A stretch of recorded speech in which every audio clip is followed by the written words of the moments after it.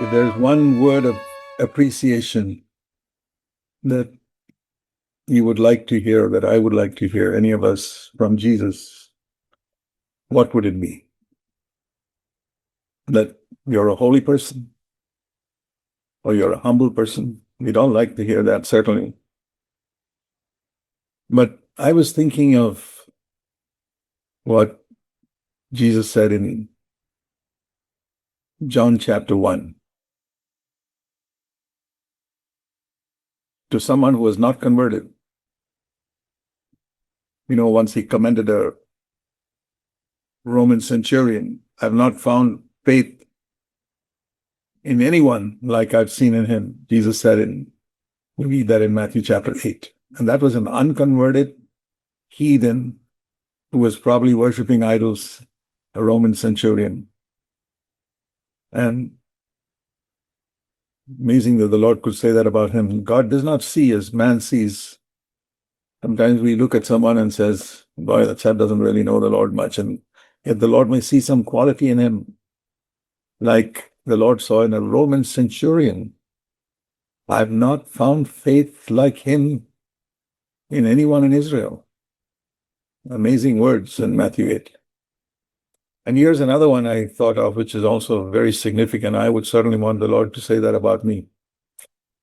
John chapter 1 and Nathaniel in verse 47, a commendation coming from Jesus. Remember, what a fantastic thing for Jesus to give a commendation to someone. I think of how the Father gave a commendation to Jesus. This is my beloved Son in whom I am well pleased. Like that Jesus gave to the Roman centurion, and he told Nathaniel, there, John 1:47, there is an Israelite in whom there is no guile, no deceit, zero hypocrisy. Lord, can you say that about me? There is zero hypocrisy, zero pretense. And remember, this guy was not even converted. He was an unconverted Jew. And not only that, he was an unconverted Jew who had strong prejudices against certain people.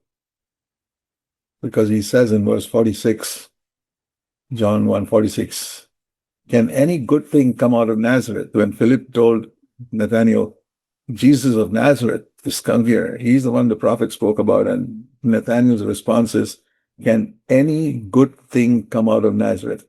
We know that type of prejudice is there among people in the world. Many in America, for example, despise African Americans, black people.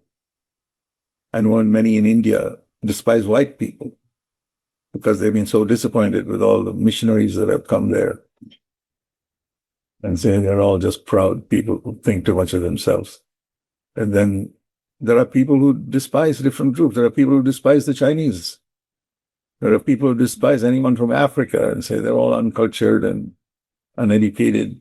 So Nathaniel is not special. And if you look into your own mind, you may find sometimes you may not express it like Nathaniel did, but there can be that type of despising of someone. Can any good thing come from that group of people?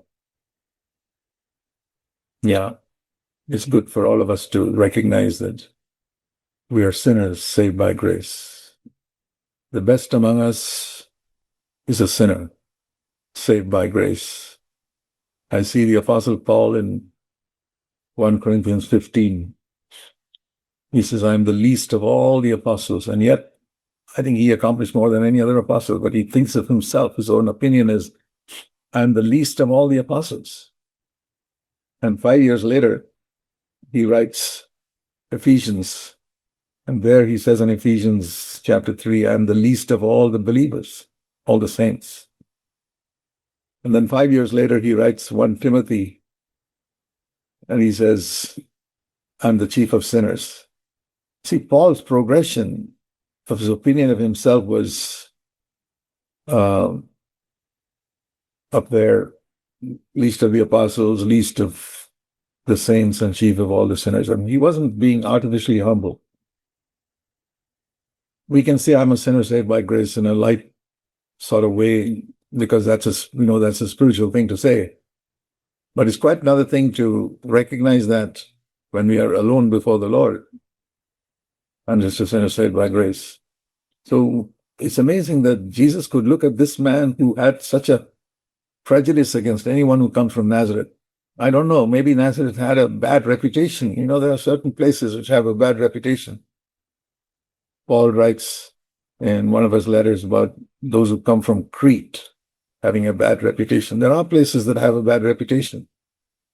And I don't know what Nazareth, quite likely, Nazareth has a bad reputation, and that's why God sent his son to that town, so that he could send a town with a very bad reputation and show that you could live a holy life even there. So anyway, when Nathaniel had this despising attitude towards other people, for Jesus to say about such a man, there is a man in whom there is no guile, no deceit, no hypocrisy. I mean, he may have had a despising attitude towards others, which was wrong, which he would correct later on. But there was no pretense. He was honest. He was pretended. He didn't pretend, really. And when Jesus spoke to him and told him, I saw you under the fig tree, he suddenly realized that this is the Son of God who could see him everywhere, could see people everywhere. And then he immediately changed his mind. Immediately. Rabbi. Immediately Jesus became his master. You're the Son of God. You're the King of Israel. See, that's the mark of a man without deceit. He's willing to change his mind in a moment when God convinces him. And that's how we must be. Lord, there are a lot of wrong things in all of us. And help us to see people as you see them. And when you show us a prejudice against somebody or some group of people, that we will get rid of it immediately and change our mind so that we can be more like Jesus. And then when you respond like that, it's amazing what the Lord will do for us even more. He says, you will see greater things, John 1, verse 50. You will see greater things than these. Once you get onto this path of total honesty and humility to change your mind in a moment when you see you were wrong. That's what the other thing we see in Nathaniel. First of all, he's without deceit, Jesus said in John 1:47. And then he's willing to change his mind, this strong opinion he had all his life against the people in Nazareth. Like we've had strong opinions about certain group of people or certain individual. Even in the church, you could have an opinion about somebody which, rightly or wrongly, we have formed. And to be willing to change that in a moment when you see you were wrong. You were wrong about that person. That opinion you had was wrong. You see something in that person which says, boy, I didn't realize he was like that. That there was a genuineness about him or sincerity about him which you say, I never saw it. I've had to change my mind about people many, many times. The human race is such we so quickly form opinions, even about people in the church. We don't say it because, that's bad testimony. Say, Lord, have mercy on us. Help us to walk in humility. I'm not saying we should not have opinions. I believe that to be without discernment, we'll be fooled and deceived. And especially if you're elders, we have to have opinions about almost everybody in the church. Otherwise, you can't be leaders. Just like your children, if you find that the child has a particular weakness, you're not going to help him if you're blind to it or pretend that he doesn't have it. You see a particular weakness in a child about telling lies or exalting himself, you got to recognize it and help him to be free from it. So I'm not saying we should be without discernment. There's a balance here. But discernment is different from prejudice. Prejudice is a preconceived opinion. I have this opinion of this person or this group of people. I have to die. And you see, when I see evidence of something which is bad, I've got to open my eyes and say, yeah, that's bad. So that type of if a person is consistent in a certain type of behavior, I do have an opinion about him. But in the case of Nathaniel, his mistake was to categorize of everybody in Nazareth is corrupt. Nothing good can come out of anybody who was born in Nazareth. That's what I mean. But the fact that he was humble, shows that he changed his mind from that bottom less level at which he was looking at people in Nazareth to go right up the one extreme to the other extreme. You're the Son of God who've come out of Nazareth. So I see a sincerity there of a willingness to change his mind immediately as soon as he saw he was wrong. I said, Lord, make us like that, to be willing to see where we are wrong about somebody or a group of people or a particular situation or our opinion about certain events. Say, Lord, as soon as I see it's wrong, to change my mind and to always acknowledge that I could be wrong. Always have that attitude, Lord, my assessment could be wrong. You may be right. And we shouldn't change our mind if we are not convinced.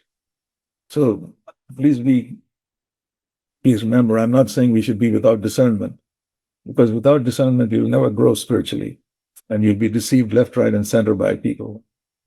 So we must be discernment, especially if you're an elder. You have a tremendous amount of discernment. But discernment with humility and with a willingness to let God change our mind about a situation or about a group of people or circumstance or anything. Because that is to humbly acknowledge we have not become like Christ. We want to be like him. We want to be perfect. So let us press on to perfection. I believe if you meditate on this, you could go into a whole sermon on this, but if you meditate on this, I believe God himself will show us where we have to develop further. I certainly see my own need in that, because as an elder, I have to have opinions about many people, but I also have to change my opinions often. And I must be willing for that and not be stubborn. May the Lord help us all. Amen.